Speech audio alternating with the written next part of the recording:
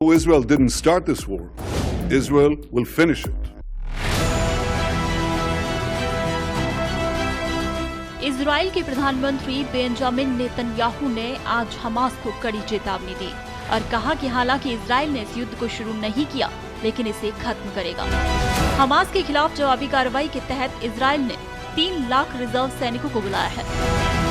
Times of Israel की report के अनुसार 1973 के योम किपुर युद्ध के बाद ये सबसे बड़ी लामबंदी है, जब इजराइल ने 4 लाख रिजर्व सैनिकों को बुलाया था। नेतन्याहू ने राष्ट्र के नाम अपने संबोधन में कहा, इजराइल युद्ध में है, हम ये युद्ध नहीं चाहते थे, इसे सबसे क्रूर और बर्बर तरीके से हम पर थोपा गया। हालांकि इजराइल ने इस युद्ध को शुरू नहीं किया, लेकिन इजराइल इसे खत्म करेगा।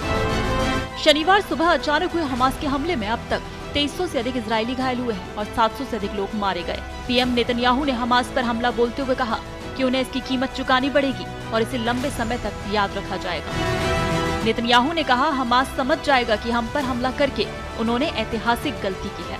हम ऐसी कीमत वसूलेंगे जो उन्हें और इजराइल के अन्य दुश्मनों को आने वाले दशकों तक याद रहेगी। Israel is at war. We didn't want this war. It was forced upon us in the most brutal and savage way. But though Israel didn't start this war, Israel will finish it. Once the Jewish people were stateless. Once the Jewish people were defenseless. No longer. Hamas will understand that by attacking us, they've made a mistake of historic proportions. We will exact a price that will be remembered by them and Israel's other enemies for decades to come. The savage attacks that Hamas perpetrated against innocent Israelis are mind-boggling, slaughtering families in their homes, massacring hundreds of young people at an outdoor festival, kidnapping scores of women, children, and elderly, even Holocaust survivors. Hamas terrorists bound, burned, and executed children. They are savages. Hamas is ISIS.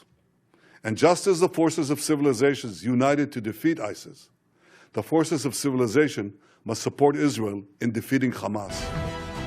उन्होंने बंधक बनाए गए लोगों की दुर्दशा पर कहा, Hamas ने निर्दोष इजरायलियों के खिलाफ जो क्रूर हमले किए वो चौंकाने वाले हैं। परिवारों को उनके घरों में मारना, एक उत्सव में सैकड़ों युवाओं की हत्या करना और कई महिलाओं, बच्चों, बुजुर्गों का अपहरण करना, यहाँ तक कि होलोकॉस्ट में बचे हुए लोगों का भी हमास के आतंकवादियों ने बच्चों को बांधा, जलाया और उन्हें मार डाला, वो बर्बर है। हमास को ISIS करार देते हुए उन्होंने कहा, सभ्यता की ताकतों से हमास के खिलाफ एकजुट होने और उसे हराने का आह्वान किया। नेतन्याहू ने कहा, हमारा ISIS है और जिस तरह सभ्यता की ताकतें ISIS को हराने के लिए एकजुट हुई, सभ्यता की ताकतों को हमास को हराने में इजराइल का समर्थन करना चाहिए। उन्होंने अमेरिकी राष्ट्रपति जो बाइडेन और विश्व के अन्य नेताओं को उनके समर्थन के लिए धन्यवाद भी दिया। नेतन्याहू ने कहा, हमास से लड़ते हुए इजराइल न केवल अपने लोगों के लिए लड़ रहा है, बल्कि यह हर उस देश के लिए लड़ रहा है जो बर्बरता के खिलाफ लड़ा है। इजराइल ये युद्ध जीतेगा और जब इजराइल जीतेगा तो पूरी सभ्य दुनिया जीतेगी। वहीं प्रधानमंत्री बेंजामिन नेतन्याहू ने सोमवार को प्रतिज्ञा की कि इजरायली सेना पहले कभी नहीं जैसी ताकत के साथ हमास के खिलाफ हमले कर रही है। हमास ने कहा कि अगर इजराइल ने गाजा में लोगों को निशाना बनाया तो नागरिक बंधकों को बिना किसी चेतावनी के मार डाला जाएगा और हत्याओं का प्रसारण किया जाएगा।